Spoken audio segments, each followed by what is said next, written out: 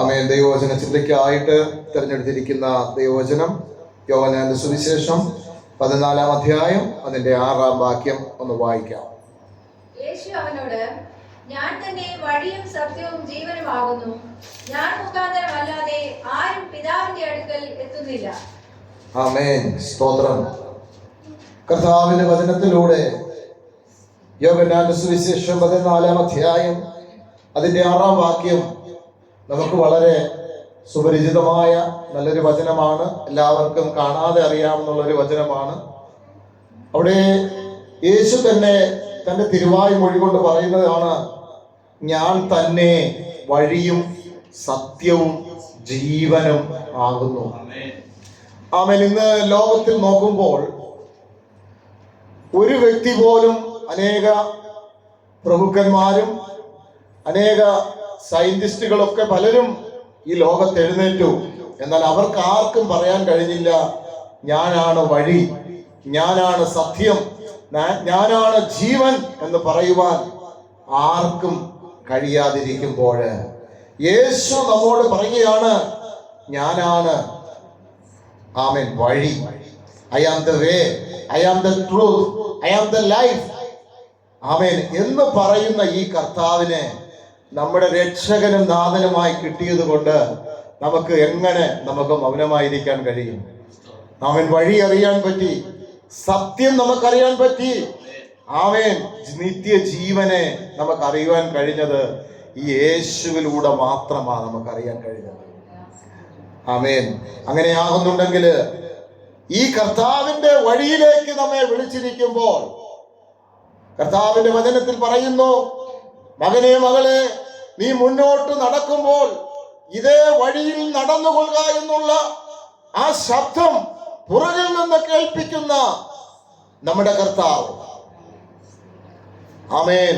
നമ്മെ ദൃഷ്ടി വെച്ച് ആലോചന പറഞ്ഞു തരുന്ന യേശു പറയുകയാണ്, മകനെ മകളെ, ഞാനാണ് നിന്റെ വഴി, ഞാനാണ് സത്യം, ഞാനാണ് ജീവൻ എന്ന് ദൈവം പറയുന്നുവെങ്കിൽ ഞാൻ ഈ വാക്യം എടുത്തത് കാരണം ഈ യോഹന്നാന്റെ സുവിശേഷത്തിൽ യേശു ക്രിസ്തുവിന്റെ ആ കഷ്ടാനുഭവങ്ങളിലേക്ക് കടന്നു ചെന്ന് പീലാത്തോസിന്റെ അടുക്കൽ നിൽക്കുമ്പോൾ ആ പീലാത്തോസ് ചോദിക്കുന്ന ചില ചോദ്യങ്ങളാണ് ഞാൻ ഇതിന് ആധാരമായിട്ട് പരിശുദ്ധാത്മാവ് ഹൃദയത്തിൽ ചിന്തിച്ച ചില കാര്യങ്ങൾ.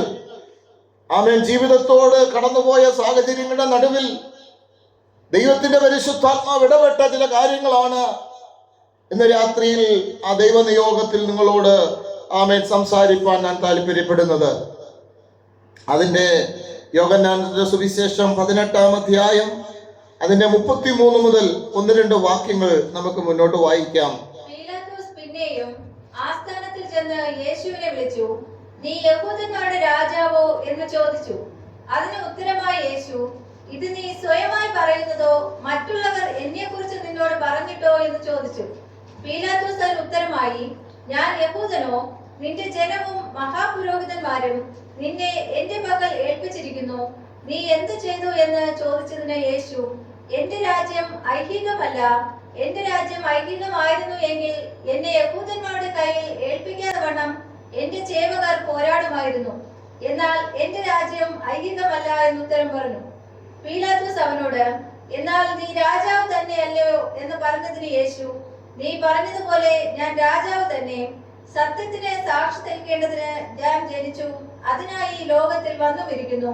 സത്യതൽപരനായവൻ എല്ലാം എന്റെ വാക്ക് കേൾക്കുന്നു എന്ന് ഉത്തരം പറഞ്ഞു. ആമേൻ. സ്തോത്രം. അവസാനം വായിച്ചൊരു വാക്യം നമ്മൾ നോക്കണേ. ആമേൻ. ഞാൻ സത്യമാകുന്നു. സത്യതൽപരായവർക്ക് മാത്രമേ യേശുവിന്റെ വാക്ക് കേൾക്കുവാൻ കഴിയൂ. യേശുവിന്റെ കൂടെ അനേകർ അനുഗമിച്ചു. എന്നാൽ അവർക്കൊന്നും യേശുവിന്റെ വഴിയും യേശുവിന്റെ സത്യവും അവർക്ക് തിരിച്ചറിയുവാൻ കഴിഞ്ഞില്ല. ആമേനെ വളരെ ഹൃദയത്തിൽ ടച്ച് ചെയ്ത കാരണം സത്യതൽപരായവർ അവന്റെ വാക്ക് കേൾക്കും. ആമേൻ. നമ്മുടെ മെസ്സേജിന്റെ കണ്ടന്റ് ഏതാണ്? സത്യതൽപരായവർ അവന്റെ വാക്ക് കേൾക്കും. ആമേൻ. ജീവിതത്തിൽ സത്യമുണ്ടെങ്കിൽ മാത്രമേ നമ്മുടെ നടത്തയിലും നമ്മുടെ ജീവിതം സത്യത്തിന് സാക്ഷി നിൽക്കുന്നവരാകുന്നെങ്കിൽ മാത്രമേ യേശുവിൻ്റെ വാക്ക് എൻ്റെ ജീവിതത്തിൽ ഒരനുസരണമായി മാറുകയുള്ളൂ.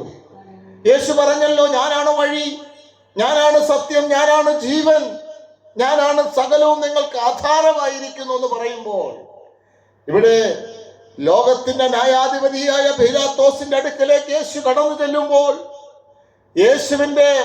യേശുവിനെ കുറിച്ച് വാദിച്ചു കൊണ്ട് നിൽക്കുമ്പോൾ, ചില പീലാത്തോസ് ചോദിക്കുന്ന ചില കാര്യങ്ങളിൽ യേശു മൗനം പാലിക്കുന്നതായിട്ട് നമുക്ക് കാണുകയാണ്.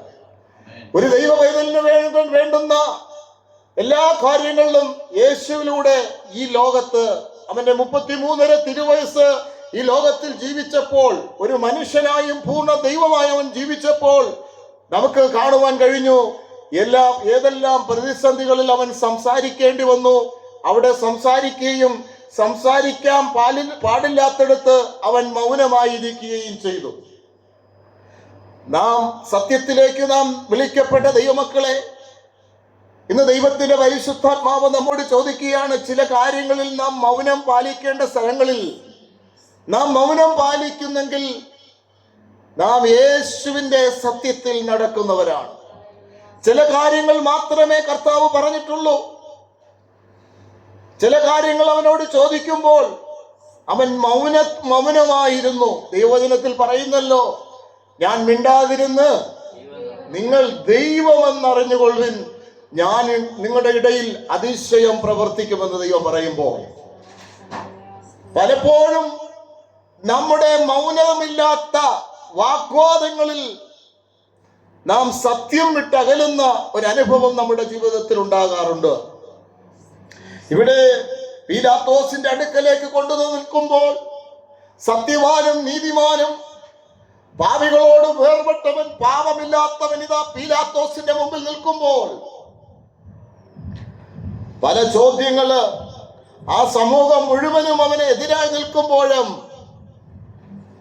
കാരണം കർത്താവ് പറയുകയാണ്, ആ പീലാത്തോസിന് ഉത്തരമായി, ഞാൻ യഹൂദനോ, നിന്റെ ജനം മഹാപുരോഹിതന്മാരും നിന്റെ പക്കൽ ഏൽപ്പിച്ചിരിക്കുന്നു, നീ എന്ത് ചെയ്യുന്നു എന്ന് ചോദിച്ചതിന് യേശു, ഈ രാജ്യം, എൻ്റെ രാജ്യം ലൗകികമല്ല. ആ യേശുവിൻ്റെ രാജ്യം ലൗകികമല്ല, അത് ദൈവരാജ്യമാണ്. യേശുവിൻ്റെ രാജ്യം കർത്താവ് പറയുന്നുണ്ടോ, എന്റെ രാജ്യം ലൗകികമായിരുന്നുവെങ്കിൽ എന്നെ യഹൂദന്മാരുടെ കയ്യിൽ ഏൽപ്പിക്കാതെ വേണം അവന്റെ ഭടന്മാർ പോരാടുമായിരുന്നു. ഇപ്പോൾ ദൈവമക്കളെ, നമുക്ക് ദൈവസന്നിധിയില് നമ്മൾ പലതും പോരാടുകയാണ്. നമ്മൾ വാക്കുകൊണ്ട് പോരാടി ജയിക്കുവാൻ നോക്കുന്നു. നമ്മൾ പലപ്പോഴും പാടാറുണ്ട്, എന്റെ രാജ്യം ഇവിടെയല്ല, ഞാനൊരു പ്രദേശം അന്വേഷിക്കുന്നു, എനിക്കായി നല്ലൊരു ദേശം ഒരുക്കുന്നു എന്നൊക്കെ നമ്മൾ പാടും. പക്ഷേ പലപ്പോഴും നാം ഒരു ലൗകിക ലോകത്തിൽ ജീവിച്ചുകൊണ്ട് ലൗകികന്മാരായി ജീവിക്കുമ്പോൾ യേശു പറയുന്നു, പീലാത്തോസേ, നിനക്കൊരു അധികാരത്തിലാണ് നീ ഇരിക്കുന്നത്. എനിക്കറിയാം നിനക്കൊരു അധികാരം ഈ ലോകം തന്ന ആ പദവി നീ ആയിരിക്കുമ്പോഴും എനിക്ക് നിന്നോട്, പീലാത്തോസേ, ഞാൻ നിന്നോട് പറയുകയാണ്, എന്റെ രാജ്യം ഒരു ലൗകികമായ ഒരു രാജ്യത്തിലല്ല ഞാനായിരിക്കുന്നത്. ആമേൻ. യേശു ലോകത്തിലേക്ക് വന്നത് നമ്മെ പോലെ ഒരു മനുഷ്യനായി ലോകത്തിലേക്ക് ഇറങ്ങി വന്നത്, അവൻ ദൈവരാജ്യത്തിൽ ജീവിക്കുന്ന ഒരു യേശുവായിട്ടായി ലോകത്ത് വന്നത്. അപ്പോൾ യേശു പറയുകയാണ്, എനിക്ക് ഞാനൊന്ന് പറഞ്ഞാൽ, ഞാൻ എൻ്റെ പിതാവിനോടൊന്ന് അപേക്ഷിച്ചാൽ അനേക ഭടന്മാർ വന്ന് നിനക്കെതിരെ പോരാടുമായിരുന്നു. പക്ഷെ ഞാനത് പറയുന്നില്ല. എന്നിൽ എൻ്റെ പിതാവിൻ്റെ ഒരു ഇഷ്ടം നിറവേറുവാനാണ് ഞാൻ ഈ ലോകത്തിൽ വന്നിരിക്കുന്നു എന്ന് യേശുവിന് നല്ല ഒരു ബോധ്യം ഉണ്ടായിരുന്നു. ഇന്നാളുകളിൽ നാം ചിന്തിക്കേണ്ടത്, പല മാതാപിതാക്കളാൽ ജനിക്കപ്പെട്ട നാം ഓരോരുത്തരും ഇന്ന് ദൈവത്തിന്റെ ഇഷ്ടത്തിലേക്കും ദൈവത്തിന്റെ ഒരു പൈതലുമായി വന്നിരിക്കുമ്പോൾ നാം മനസ്സിലാക്കേണ്ടത്, ക്രിസ്തു എങ്ങനെ ജീവിച്ചോ അതുപോലെ ജീവിക്കുവാനായിട്ടാണ് ദൈവം നമ്മെ വിളിച്ചിരിക്കുന്നത്. ക്രിസ്തു തന്റെ ഐഹിക ജീവിതത്തിൽ എങ്ങനെ ജീവിച്ചു ആ ജീവിത ശൈലികൾ നമ്മുടെ ജീവിതത്തിൽ ഉണ്ടാകണം. നമ്മുടെ രാജ്യം, എൻ്റെ രാജ്യം ലൗകികമല്ല. എൻ്റെ രാജ്യം ലൗകികമായിരുന്നുവെങ്കിൽ എന്നെ യഹൂദന്മാർ കൈവൽപ്പിക്കാതെ വണ്ണം എൻ്റെ ഭടന്മാർ പോരാടും. ആമേൻ. നമ്മുടെ ഇന്ന് ഈ ലൗകികമായ ലോകത്തിൽ ജീവിക്കുമ്പോൾ നമ്മെ പല പ്രതികൂലങ്ങൾ നമ്മുടെ ജീവിതത്തിലേക്ക് ആഞ്ഞടിക്കാറുണ്ട്. പല പ്രതിസന്ധികൾ നമ്മുടെ ജീവിതത്തിലേക്ക് കടന്നു വരാറുണ്ട്. ഞാനും നിങ്ങളും ഒരു ലൗകികനല്ല, ഒരാത്മീകനായിരിക്കുമ്പോൾ നമുക്ക് പോരാട്ടമുണ്ട്. ആമേൻ. എന്നാൽ ഈ പോരാട്ടത്തെ ജയിക്കുവാൻ സ്വർഗത്തിലെ ദൈവത്തിന്റെ കരം നമ്മുടെ കൂടെയുണ്ട് എന്ന് നാം മറക്കരുത്. ആമേൻ. നാം ആത്മീകത വിട്ട്, സ്വർഗീയത വിട്ട്, ദൈവരാജ്യത്തിന്റെ അനുഭവം വിട്ട് ഈ ലൗകിക രാജ്യത്തിന്റെ ആവശ്യങ്ങൾക്കും വേണ്ടി നാം ഓടുന്നുവെങ്കിൽ ദൈവപ്രവൃത്തി എന്നിൽ നിങ്ങളിലും വെളിപ്പെടുവാൻ കഴിയില്ല എന്ന് ദൈവവചനത്തിൽ പറയുകയാണ്. കർത്താവ് ലൗകികനായിരുന്നുവെങ്കിൽ യേശുവിനെ കുറിച്ച് പറഞ്ഞു, ഇവൻ യഹൂദന്മാരായ രാജാവേ, യഹൂദന്മാർക്ക് വേണ്ടി വന്ന രാജാവേ, ജയ ജയ എന്ന് പാടിയവർ. അവൻ ഇന്ന് അവന്റെ ചുറ്റും നിന്ന് അവശ്രുതി പറയുമ്പോൾ യേശുവിനൊന്നു മാത്രം പറയാറുണ്ട്: പിതാവിന്റെ ഇഷ്ടത്തിന് വേണ്ടി ഏൽപ്പിച്ചു കൊടുത്തൊരു പുത്രനാണ് നമ്മുടെ സത്യവാനായ ദൈവം. നമ്മുടെ നിത്യ ദൈവം ആരാണ്? നമ്മുടെ വഴിയും സത്യവും ജീവനും പറഞ്ഞു തന്നത് ആരാണ്? അവൻ ലൗകികത്തിലല്ല അവൻ ജീവിച്ചത്, ഒരു ആത്മീക മനുഷ്യനായിട്ടാണ് യേശുവിത പീലാത്തോസിന്റെ അടുക്കൽ നിൽക്കുന്നത്. യേശുവിന്റെ ജീവിതത്തിൽ വന്ന പ്രതിസന്ധികളുടെ നടുവിലും അവനൊരു ദൈവ പൂർണ്ണ മനുഷ്യനായിട്ട് തന്നെ അവിടേക്ക് നിലനിൽക്കുന്നതായിട്ട് നമുക്ക് കാണുവാൻ കഴിയുന്നു. അവിടെ അതിന്റെ 37-ാം വാക്യത്തിൽ പീലാത്തോസ് അവനോട് എന്നാൽ നീ രാജാവ് തന്നെയല്ലോ എന്ന് ചോദിച്ചതിന് യേശു നീ പറഞ്ഞതുപോലെ ഞാൻ രാജാവ് തന്നെ. ആമേൻ. നാം രാജാവാണ്. ആണോ ദൈവമക്കളെ? നാം രാജാവാണോ? നാം ദൈവത്തിൽ നിങ്ങളോ? ഒന്ന് പത്രോസ് നമ്മൾ വായിക്കുന്ന എന്താ? നിങ്ങളോ അന്ധകാരത്തിൽ നിന്ന് തന്റെ അത്ഭുത പ്രകാശത്തിലേക്ക് വിളിച്ചവന്റെ സൽഗുണങ്ങളെ ഘോഷിപ്പാൻ തക്കവണ്ണം തെരഞ്ഞെടുക്കപ്പെട്ട ഒരു ജാതിയും രാജകീയ പുരോഹിത വർഗവും സ്വന്തം ജനം, വിശുദ്ധ ജനമായിട്ട് നാം വിളിച്ചിരിക്കുമ്പോൾ നമ്മുടെ ജീവിതത്തിലുള്ള ലൗകികതകളെ നാം വിടണം. ആമേൻ. ദൈവവചനം ശക്തമായി നമ്മോട് പറയുന്നത് ലൗകികന്മാരായിട്ട് ദൈവത്തെ നമുക്ക് സേവിപ്പാൻ കഴിയില്ല. കഴിഞ്ഞ നാളുകൾ നാം ചിന്തിച്ചല്ലോ, മാമോനെയും ദൈവത്തെയും നമുക്ക് ഒരുമിച്ച് സേവിപ്പാൻ കഴിയില്ല.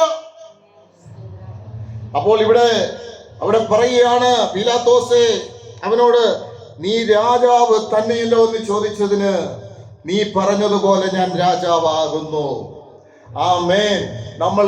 ആമേൻ രാജകീയ പുരോഹിത വർഗമാകുന്ന ഈ പദവിയിലാകുന്നു എന്നുള്ളത് പലപ്പോഴും ഞാനും നിങ്ങളും മറന്നു പോകുകയാണ് ദൈവമക്കളെ. നമ്മുടെ പദവി എന്താണ്? കൊലോസ്യർ ലേഖനത്തിൽ നമ്മൾ കാണുന്നു, ഈ ദുഷ്ടലോകത്ത് നമ്മെ വിടിവിച്ച് സ്നേഹസ്വരൂപനായ പുത്രന്റെ രാജ്യത്തിൽ ഇരുത്തുകയും ചെയ്ത ദൈവത്തിന് സ്തോത്രം. നമ്മെ എവിടെയാണ്? ഈ ദുഷ്ടലോകത്തിൽ, ഈ ഭൗതികമായ ലോകത്തിൽ നിന്ന് നമ്മെ എവിടെയാണ് ഇരുത്തിയിരിക്കുന്നത്? കൊലോസ്യർക്ക് എഴുതിയ ലേഖനം എടുക്കാം. കൊലോസ്യർക്ക് എഴുതിയ ലേഖനം അതിന്റെ 1-ാം അധ്യായം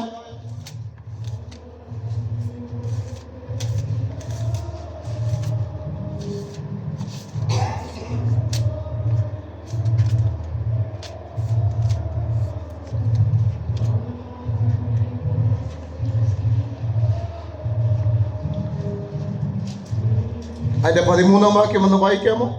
കൊലോസ്യർക്ക് ലേഖനം 1-ാം അധ്യായം. നമ്മെ ഇരുട്ടിന്റെ അധികാരത്തിൽ നിന്ന് വിടുവിച്ച് തന്റെ സ്നേഹസ്വരൂപനായ പുത്രന്റെ രാജ്യത്തിലാക്കി വെക്കുകയും ചെയ്ത പിതാവിന് സന്തോഷത്തോടെ സ്തോത്രം ചെയ്യുന്നവരാകണം എന്ന് അപേക്ഷിക്കുന്നു. ആമേൻ. ദൈവമക്കളെ, നമ്മുടെ ദൈവം തന്നിരിക്കുന്ന പദവി എന്താണ്? ദൈവം നമ്മെ ഇരുട്ടിന്റെ അധീനത്തിൽ നിന്ന്, അല്ലെങ്കിൽ പാപത്തിന്റെ ആ കടം കറയിൽ നിന്ന് എന്നെ വിടുവിച്ച് ഇരുട്ടിന്റെ അന്ധകാര പിശാച് പാപത്തെ മരണത്തിലേക്ക്, മരണമെന്ന ഭയത്തിലേക്ക് എന്നെ തള്ളിക്കളയുവാൻ നോക്കിയ ആ പിശാചിന്റെ അടിമത്തത്തിൽ നിന്ന് എന്നെ വിടുവിച്ച് ഇന്ന് സ്നേഹ സ്വരൂപനായ പുത്രന്റെ രാജ്യത്തിൽ എന്നെ ഇരുത്തുകയും ചെയ്തിരിക്കുക. പ്രിയ ദൈവമക്കളെ, ദൈവം നമുക്ക് തന്നിരിക്കുന്ന പദവി എന്താണ്? പദവി എന്താണ്? രാജപുരോഹിത വർഗം മാത്രമാണോ? സ്വർഗത്തിൽ നമ്മൾ ഇരിക്കുകയാണ്. ഹല്ലേലൂയ. നമ്മൾ എവിടെയായിരിക്കുന്നത്? നമ്മെ ദുഷ്ടലോകത്ത് നമ്മെ വിടുവിച്ച് തന്റെ സ്നേഹ സ്വരൂപനായ പുത്രന്റെ രാജ്യത്തിൽ ഇരുത്തുകയും ചെയ്ത ദൈവം. ആമേൻ. പലപ്പോഴും ദൈവമക്കൾ ഈ പദവിയെ മറന്നാ ജീവിക്കുന്നേ. എന്ന് പറഞ്ഞാല് നമ്മുടെ അപ്പന് ഒത്തിരി കാശും പണവും ഉണ്ടെങ്കിലും മക്കൾ എപ്പോഴും യാചിക്കുന്നവരായി മാറുകയാണ്.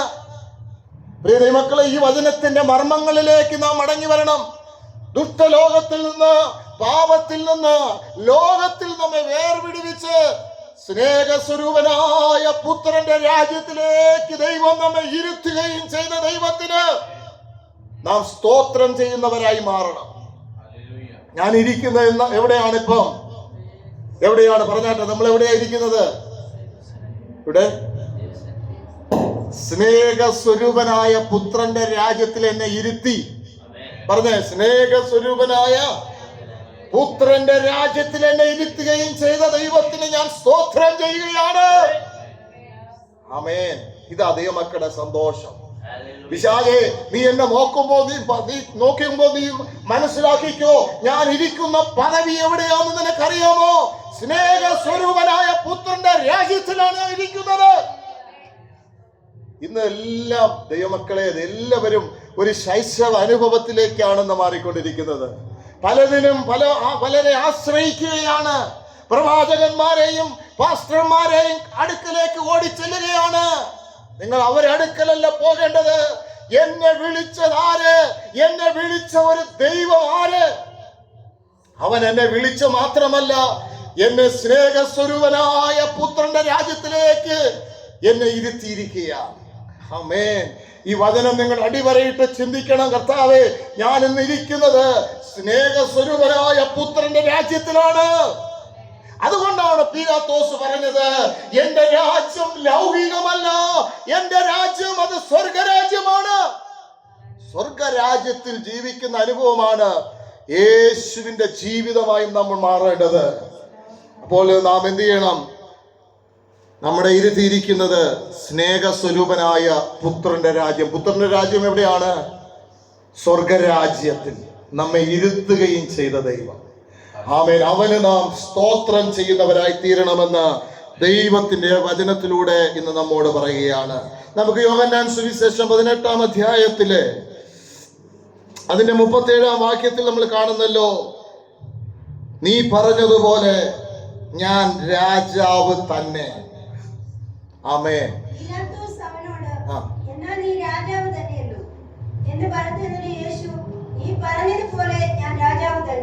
ആമേൻ. സത്യത്തിന് സാക്ഷി നിൽക്കേണ്ടതിന് ഞാൻ ജനിച്ച് അതിനായി ലോകത്തിൽ വന്നുവരുന്നു. ആമേൻ. അടുത്തോടെ ഒരു വാക്യം. സത്യതൽപരനായവൻ എല്ലാം എന്റെ വാക്ക് കേൾക്കുന്നു എന്ന് ഉത്തരം പറഞ്ഞു. ആമേൻ. ഹല്ലേലൂയ. ഇവിടെ പീലാത്തോസിന്റെ മുമ്പിൽ നിൽക്കുമ്പോൾ യേശു ഒരു പൂർണ്ണ മനുഷ്യനായി, പൂർണ്ണ ദൈവപുത്രനായി നിന്നുകൊണ്ട് അവരോട് പറയുകയാണ്, ഞാൻ രാജാവ് തന്നെ. ആമേൻ. ദൈവമക്കളെ, നമ്മുടെ പദവി പലപ്പോഴും, നമ്മുടെ പൊസിഷൻ പലപ്പോഴും നാം തിരിച്ചറിയുന്നില്ല. നമ്മൾ പലപ്പോഴും ഭയപ്പെട്ട് പിശാച് നോക്കുമ്പോൾ മനസ്സിലാക്കും, യോബിനെ കുറിച്ച് എന്താ പറഞ്ഞത്? നീ അവന്റെ വീട്ടിന് ചുറ്റും വേലി കെട്ടിയിരിക്കുക. പിശാച് അവനെ കുറിച്ച് സാക്ഷ്യം പറയുന്നേ. എന്നാൽ പിശാച് നമ്മളെ നോക്കി പറയണം, പിന്നെ ദൈവ വൈതലിനടുത്ത് മകളെ കണ്ട് പിശാച് പറയണം, ഈ മകൻ, ഈ മകള് ഇതാ സ്വർഗത്തിലാണ് ഇരിക്കുന്നത്, എനിക്ക് അവളെ തൊടുവാൻ കഴിയത്തില്ല. പിശാച് നോക്കിയിട്ട് പറയും, അവൻ സ്നേഹസ്വരൂപനായ പുത്രന്റെ രാജ്യത്തിലാണ് അവൻ ഇരിക്കുന്നത്, അവനെ തൊടുവാൻ അവൻ അനുവദിക്കത്തില്ല.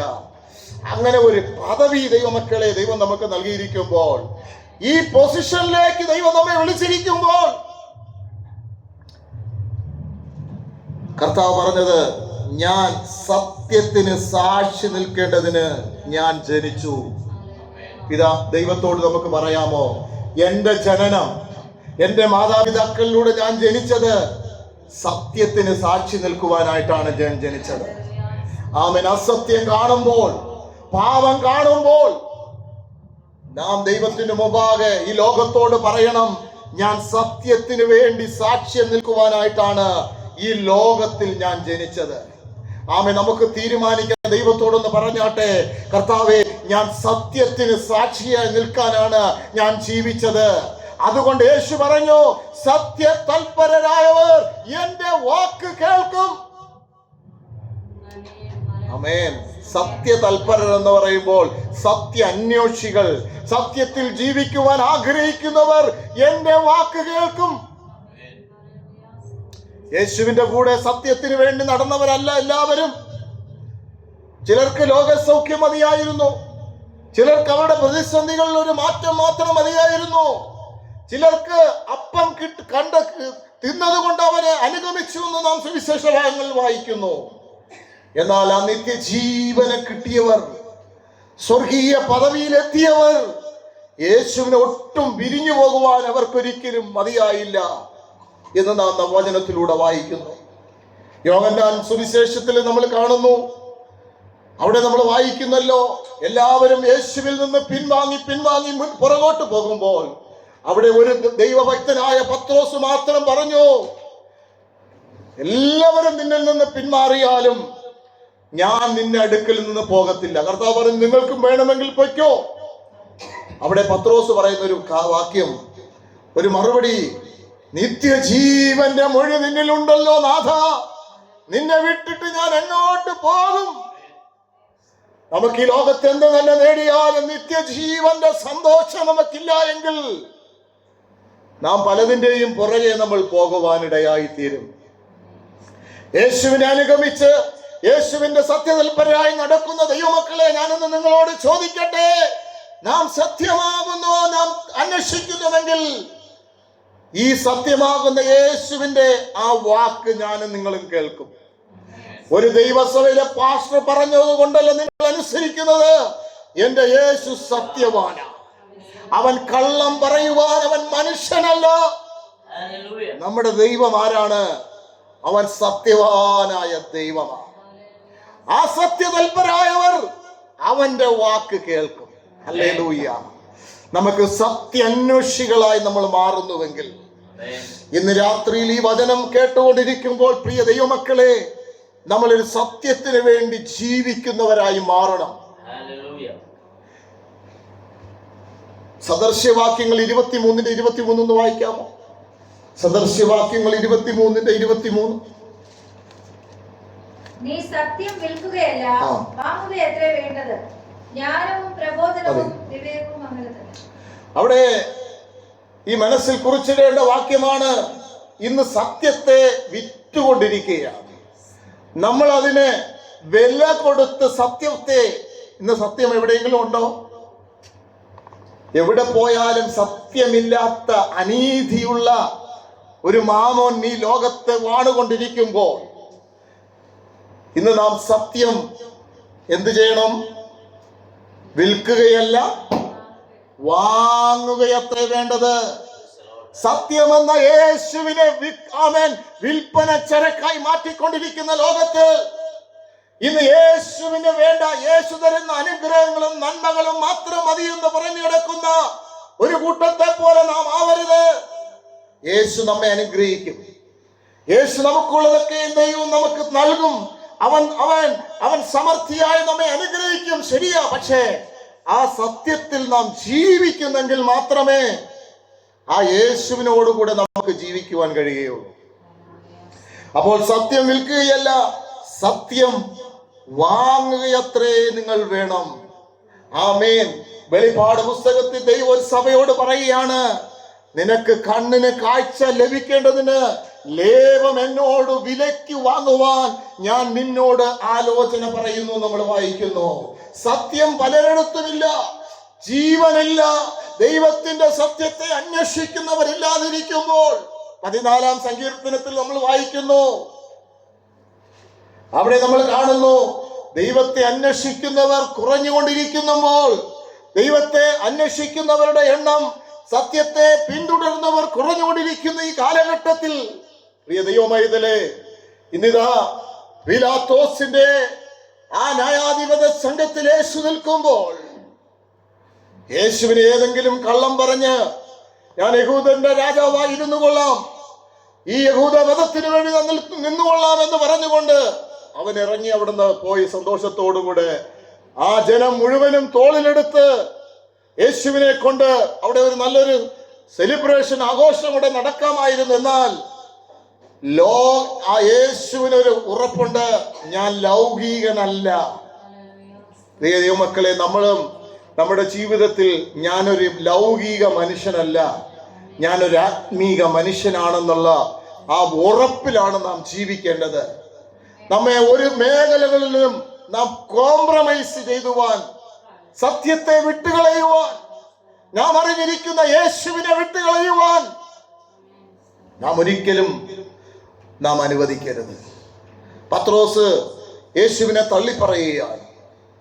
ആ യേശുവിനെ, സത്യത്തെ അവൻ കുറിച്ച് തള്ളി പറയുമ്പോൾ ഞാൻ അറിയത്തില്ല എന്ന് പറഞ്ഞു. എന്നാൽ അവന്റെ ജീവിതത്തിനുള്ളിൽ ഒരു റിപ്പന്റൻസ് ഉണ്ടായി, ഒരു മനസ്സാന്തരം ഉണ്ടായി. അയ്യോ യേശുവേ, ഈ സത്യത്തെയാണല്ലോ എനിക്കറിഞ്ഞുകൂടാ, എനിക്കറിയത്തില്ല, ഇങ്ങനെ ഒരു മനുഷ്യനെ കണ്ടിട്ടില്ല എന്ന് അവൻ വിളിച്ചു പറഞ്ഞെങ്കിൽ അവൻ മടങ്ങി വരുവാനിടയായി തീർന്നു. കാരണം അവനെ നോക്കിയാൽ പത്രോസിന് അവന്റെ പ്രതിസന്ധികളാണ്.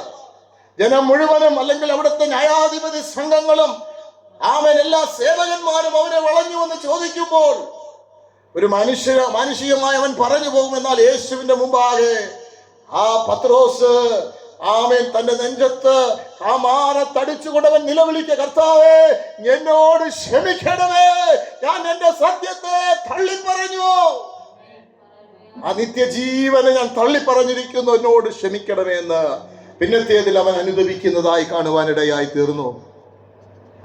ഈ 19-ാം വാക്യത്തില്, 19-ാം അധ്യായം, യോഹന്നാൻ സുവിശേഷം 19-ാം അധ്യായം അതിന്റെ 10ഉം 11ഉം ഒന്ന് വായിക്കാമോ? യേശു ഉത്തരം പറഞ്ഞില്ല. പീലാത്തോസ് അവനോട്, നീ എന്നോട് സംസാരിക്കുന്നില്ലയോ? എനിക്ക് നിന്നെ ക്രൂശിപ്പാൻ അധികാരമുണ്ടെന്നും നിന്നെ വിട്ടയപ്പാൻ അധികാരമുണ്ടെന്നും നീ അറിയുന്നില്ലയോ എന്ന് ചോദിച്ചതിന് യേശു അവനോട്, മേലിൽ നിന്ന് നിനക്ക് കിട്ടിയിട്ടില്ല എങ്കിൽ എന്റെ മേൽ നിനക്ക് ഒരു അധികാരവും ഉണ്ടാകില്ലായിരുന്നു. അതുകൊണ്ട് എന്നെ നിന്റെ പക്കൽ ഏൽപ്പിച്ചവന് അധികം പാപമുണ്ട് എന്ന് ഉത്തരം പറഞ്ഞു. ആമേൻ. ആ വചനം വളരെ നമ്മുടെ പ്രതിസന്ധികളുടെ നടുവില്, ചിലയിടത്ത് നമുക്ക് ന്യായം കിട്ടാതെ പോകുമ്പോൾ, നമുക്ക് ഫലം ന്യായമായി വിധിക്കുന്ന ഒരു ദൈവം നമുക്കുണ്ടെന്ന് ഇവിടെ ഇതാ പീലാത്തോസിന്റെ അടുക്കൽ യേശു നിൽക്കുമ്പോൾ യേശു പറയുകയാണ്, പീലാത്തോസ്, നീ എന്നോട് സംസാരിക്കുന്നില്ലയോ? നിന്നെ ക്രൂശിക്കുവാൻ അധികാരമുണ്ടെന്നും നിന്നെ വിട്ടയക്കുവാൻ അധികാരമുണ്ടെന്നും നീ അറിയുന്നില്ലയോ എന്ന് ചോദിച്ചതിന് യേശു അവനോട്, മേലിൽ നിന്ന് നിനക്ക് കിട്ടിയില്ല എങ്കിൽ എന്റെ മേൽ ഒരു അധികാരവും നിനക്കുണ്ടായിരിക്കത്തില്ല. പ്രിയ ദൈവമക്കളെ, മേലിൽ നിന്നൊരു അധികാരം, മേലിൽ നിന്ന്, സ്വർഗത്തിൽ നിന്ന് നമ്മുടെ സ്വർഗീയ പിതാവ് അനുവദിക്കാതെ ഈ ലോകത്തിന്റെ ഏത് ന്യായാധിപത സംഘത്തിലും നമ്മെ കൊണ്ടു നിർത്തിയാലും ഈ അധികാരം കിട്ടാത്തിടത്തോളം ഒരൊന്നും ചെയ്യുവാൻ കഴിയില്ല. മനസ്സിലാവുന്നോ ഈ വചനം? ഈ അധികാരം എന്നെ അയച്ച പിതാവിന്റെ ഇഷ്ടം ചെയ്യുക എന്നുള്ള ഉദ്ദേശത്തിലേക്ക് ഞാൻ വന്നതുകൊണ്ട് എനിക്ക് മേലിൽ നിന്നൊരു അധികാരം എന്റെ കൂടെയുണ്ട്. എനിക്ക് നിന്റെ അധികാരം, നീ ഒരു അധികാര സ്ഥാനത്തിരിക്കുന്ന, നിനക്ക് എന്നെ ശിക്ഷിപ്പാനും നിനക്കെന്നെ വിട്ടയക്കുവാനും നിനക്ക് അധികാരമുണ്ട്. പക്ഷേ എനിക്ക് മേലിൽ നിന്നൊരു അധികാരം എന്റെ മേലുണ്ട്. ആമേൻ. ഈ അധികാരത്തെ ആർക്കും അത് മാറ്റുവാൻ കഴിയത്തില്ല. അത് സ്വർഗീയ പിതാവ് ആ പുത്രന് മേൽ കൊടുത്ത അധികാരമാണ്. ഇതുപോലെ തന്നെ ദൈവമക്കളെ, നമുക്കും മേലിൽ നിന്ന് അധികാരമുണ്ട്. മേലിൽ നിന്നൊരു അധികാരം, ഒരു അതോറിറ്റി നമ്മുടെ മേൽ ഉള്ളത് കൊണ്ട് ഒരു പ്രതിസന്ധികൾക്കും ഒരു പോരാട്ടത്തിനും സത്യത്തിൽ ജീവിക്കുന്ന ഒരു പൈതലിന് വിട്ടുകൊടുക്കുവാൻ ദൈവം അനുവദിക്കത്തില്ല. ആമേൻ. നാം സത്യം വിൽക്കുകയല്ല, വാങ്ങിയത്ര ചെയ്യുന്നുവെങ്കിൽ ആമേൻ നമുക്ക് മേലിൽ നിന്നുള്ള ഒരു ആമേൻ അധികാരം നമുക്കുണ്ട്. Praise God, hallelujah. മേലിൽ നിന്നുള്ള അധികാരം ഉണ്ടെന്ന് വിശ്വസിക്കുന്ന വിശുദ്ധ കരങ്ങളെ ഉയർത്തി ആമേൻ. ഈ കരത്തിന്റെ ശക്തി, ഹല്ലേലൂയ. മേലിൽ നിന്ന് ഞാനൊരു ആമേൻ അധികാരത്തെ ഞാൻ അനുഭവിക്കുകയാണ്, അത് ഞാൻ എക്സ്പീരിയൻസ് ചെയ്യുകയാണ്. ഹല്ലേലൂയ. ഈ വചനത്തിലൂടെ ഇന്ന് പരിശുദ്ധാത്മാവ് നമ്മോട് ഇടപെടുമ്പോൾ ആ വായിച്ച കുറിവാക്യം യോഹന്നാന്റെ സുവിശേഷം 14 അധ്യായം 6 വാക്യത്തിൽ, ഞാൻ തന്നെ വഴിയും സത്യവും ജീവനുമാകുന്നു, ഞാൻ മുഖാന്തരമല്ലാതെ ആരും പിതാവിന്റെ അടുക്കൽ എത്തുകയില്ല എന്ന് തിരുവായി മൊഴിഞ്ഞ ദൈവം അതാ കാൽവരി ക്രൂശിന്റെ അനുഭവത്തിലേക്ക് പീലാത്തോസിന്റെ അടുക്കലേക്ക് കടന്നു ചെല്ലുമ്പോൾ ആമേൻ സകലത്തിന്റെയും അധികാരമുള്ളവൻ, സകലത്തിന്റെയും വാഴുന്ന ഒരു ദൈവപുത്രൻ ഇതാ ആ അധികാരികളുടെ മുമ്പിൽ നിൽക്കുമ്പോൾ ആ യേശുവിന്റെ മനോഭാവം നാം ശ്രദ്ധിക്കുകയായിരുന്നല്ലോ. യേശു പറഞ്ഞു, എന്റെ രാജ്യം ലൗകികമല്ല. ലൗകികമായിരുന്നെങ്കിൽ ഞാൻ വിചാരിച്ചാൽ അനേക ഭടന്മാർ എനിക്ക് വന്ന് പോരാടുമായിരുന്നു. എന്നാൽ എന്റെ പിതാവിന്റെ ഒരു ഇഷ്ടം എന്റെ ഉള്ളിലുള്ളത് കൊണ്ടാ പീലാത്തോസേ, ഇന്ന് ഞാൻ നിന്റെ മുമ്പിൽ ഞാൻ നിൽക്കുന്നത്. ഹല്ലേലൂയ. ഇന്ന് നിങ്ങളുടെ പ്രതിസന്ധികളുടെ മുമ്പിൽ, ചില ന്യായാധിപന്മാരുടെ മുമ്പിൽ നിങ്ങളെ ഏൽപ്പിക്കപ്പെടുമ്പോൾ ആമേൻ നിങ്ങൾ മനസ്സിലാക്കണം, പ്രിയ ദൈവമൈതലേ, ഞാൻ നീ നിൽക്കുന്നത് ഈ ലൗകികനായിട്ടല്ല, ലൗകിക രാജ്യമല്ല നീ നിൽക്കുന്നത്, നീ ദൈവരാജ്യത്തിൽ നിൽക്കുന്നുവെങ്കിൽ ഹല്ലേലൂയ ഭയപ്പെടേണ്ട ആവശ്യമില്ല. നമ്മെ പ്രതിസന്ധികളുടെ നടുവിൽ ആമേൻ അകത്ത് ചെന്ന് ദൈവം പ്രവർത്തിക്കുന്ന ഒരു ദൈവമാകുന്നുവെന്ന് ഈ വചനത്തിലൂടെ പരിശുദ്ധാത്മാവ് നമ്മോട് ഇടപെടുമ്പോൾ ആമേൻ കർത്താവ് വേണ്ടാതെ പറഞ്ഞു, ഞാൻ രാജാവ് തന്നെ. നമ്മൾ പറയണം, ഞാൻ രാജകീയ പുരോഹിത വർഗമാണ്, നിന്റെ മകനാണ്, നിന്റെ മകളാണ്, നിന്റെ രക്തത്തിന്റെ വിലയാണ്. ഇതായിരിക്കണം നമ്മുടെ വാക്കല്. ആമേൻ. പലപ്പോഴും ഭയപ്പെട്ടുകൊണ്ട് പിശാചെന്നെ എന്ത് ചെയ്യും, പിശാചെന്നെ ഓടിക്കുമോ എന്നൊക്കെ ചോദിക്കുമ്പോൾ ആമേൻ അവന്റെ മുമ്പാകെ നിന്ന് പറയണം, കർത്താവേ, ഞാൻ നിന്റെ രക്തത്താൽ വീണ്ടെടുക്കപ്പെട്ട, നിന്റെ രക്തമാണ് എന്റെ ശിരയിൽ ഓടുന്നത്, നിന്റെ രക്തം കൊണ്ട് എന്റെ പാവങ്ങളെ കഴുകിയവൻ, എന്റെ ശാപങ്ങളെ നീക്കിയവൻ, ഈ രക്തം എന്റെ ഉള്ളിലുള്ളത് കൊണ്ട് ശത്രുവേ നിനക്കെന്റെ ശരീരത്തിലോ അവൻ ഒന്നിനും നിനക്കെന്നെ ദോഷം ഭവിക്കുവാൻ അനുവദിക്കത്തില്ല. നാം രാജകീയ പുരോഹിത വർഗമാണ്. പിന്നെ മൂന്നാമതായി നമ്മൾ കേട്ടത്, സത്യത്തിന് സാക്ഷി നിൽക്കുന്നവരായി മാറണം. സത്യം ചെയ്താലും ആമേൻ ആമേൻ ഹല്ലേലൂയ പ്രതിസന്ധികൾ വരുമ്പോഴും സത്യത്തിന് വേണ്ടി നിൽക്കുന്നവരായി നമ്മൾ മാറണം. ഹല്ലേലൂയ. സത്യത്തിന് സാക്ഷി നിൽക്കേണ്ടതിന് ഞാൻ ജനിച്ചു. പറയണ കർത്താവേ, എന്റെ ജനനം സത്യത്തിന് സാക്ഷി നിൽക്കേണ്ടതിനാ എന്റെ ജനനം. ആമേൻ. എന്റെ വയസ്സ് എനിക്കറിയത്തില്ല, നിങ്ങളുടെ വയസ്സ്. ഇന്ന് എന്റെ വയസ്സ് ഇത്രയാകുമ്പോൾ ഞാൻ പറയാ, കർത്താവേ, ഞാൻ സത്യത്തിന് വേണ്ടിയാണ് നീ എന്നെ ജനിപ്പിച്ചത്, സത്യത്തിന് വേണ്ടിയാണ് ഞാൻ എന്നെ ഭൂമിയിലാക്കിയത്. സത്യത്തിന് സാക്ഷി നിൽക്കുവാനായിട്ടാണ് യേശു നമ്മെ വിളിച്ചത്. പിന്നെ യേശു പറഞ്ഞതാണ്, സത്യതൽപരരായവരെല്ലാം എന്റെ വാക്ക് കേൾക്കും, ഞാൻ സത്യം തന്നെ. ആമേൻ. സത്യതൽപരരായിട്ട് അവന്റെ വാക്ക് കേട്ട് അവനെ അനുഗമിക്കുവാൻ ഇന്ന് രാത്രിയില് ഈ വചനത്തിലൂടെ പരിശുദ്ധാത്മാവ് നമ്മോട് ഇടപെടുമ്പോൾ പ്രിയ ദൈവമക്കളെ, ആ സത്യത്തിന് സാക്ഷിയായി നിൽക്കുവാൻ ഇന്ന് നമുക്ക് ദൈവസന്നിധിയിലേക്കൊന്ന് സമർപ്പിക്കാമോ? ഞാൻ സത്യത്തിന് വേണ്ടി നിൽക്കും. എനിക്ക് ജീവിതത്തിൽ പ്രതികൂലങ്ങൾ വന്നാലും ഛേദങ്ങൾ വന്നാലും ഞാൻ എൻ്റെ യേശുവിൻ്റെ സത്യത്തിന് ഞാൻ നിൽക്കും. ഞാൻ യേശുവിന് വേണ്ടി ജീവിക്കും എന്നുള്ള ഹൃദയത്തോട് ദൈവത്തോട് ചേർത്ത് പറയാമോ? കർത്താവേ, ഞാൻ സത്യത്തിന് സാക്ഷി നിൽക്കേണ്ടതിനാ ഞാൻ ജനിച്ചത്. യേശുവിന് മാതൃക കാണിച്ചു. ഈ ലോകത്തിലൊരു മനുഷ്യനായി വന്നു, സത്യത്തിന് വേണ്ടി ജീവിച്ചു. അവൻ ക്രൂശിക്കപ്പെട്ടു, മൂന്നാം നാൾ ഉയർത്തെഴുന്നേറ്റു. നാം ഇന്നും പിതാവിന്റെ വലതുഭാഗത്തിനും നമുക്ക് വേണ്ടി പക്ഷപാതം ചെയ്യുന്ന യേശു ഇനി പാപം കൂടാതെ അവൻ രണ്ടാമതും പ്രത്യക്ഷനാകുമ്പോൾ സത്യതൽപരായവരെ ചേർക്കുവാനാണ് യേശു വരുന്നത്. വിശ്വാസികളെ ചേർക്കുവാനല്ല യേശു വരുന്നത്, വിശ്വസ്തന്മാരെ ചേർക്കാനാണ് യേശു വരുന്നത്. വിശ്വാസികൾ ഒത്തിരി പേരുണ്ട്, ആരാധിക്കുന്നവരുണ്ട്, ആരാധിക്കാത്തവരുണ്ട്. അവരെ ചേർക്കുവാനല്ല യേശു വരുന്നത്, വിശ്വസ്തന്മാരെ. അതുകൊണ്ടാണ് ഭൂമിയിൽ വിശ്വസ്തന്മാർ കുറഞ്ഞു പോയിരിക്കുന്നു, ദൈവത്തെ അന്വേഷിക്കുന്നവർ ഇല്ലാതെയാകുന്നു. സങ്കീർത്തനം 14 ആ സങ്കീർത്തനക്കാരൻ കരയുകയാണ്, ദൈവമേ നിന്നെ അന്വേഷിക്കുന്നവർ കുറഞ്ഞു പോവുകയാണ്, സത്യത്തിൽ നിൽക്കുന്നവർ ഇല്ലാതെയാകുന്നു. ഈ അവസ്ഥയുടെ നടുവിലും കർത്താവെ സത്യത്തിന് വേണ്ടി നിൽക്കുവാൻ എന്നെ ദൈവം സഹായിക്കണമേ എന്നുള്ള പ്രാർത്ഥനയോടുകൂടെ ഈ വചനങ്ങളാൽ പരിശുദ്ധാത്മാവ് നമ്മെ സഹായിക്കുമാറാകട്ടെ.